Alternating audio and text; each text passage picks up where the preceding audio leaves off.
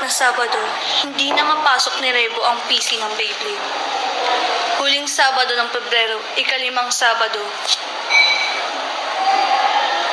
Tuluyang namatay si Rebo sa bisig ng kanyang ima.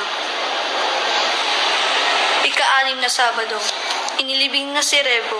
Huling Sabado ng masisilayan si Rebo ng kanyang mga mahal sa kanya.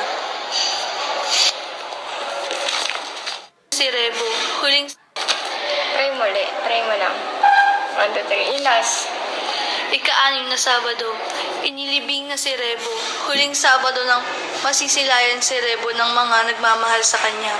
Wala na ang may-ari ng Beyblade. Masaya na si Rebo kung saan man siya pumunta. Habang ang mga taong nagmamahal ay paglalabanan ang kirot ng pagkalungkot.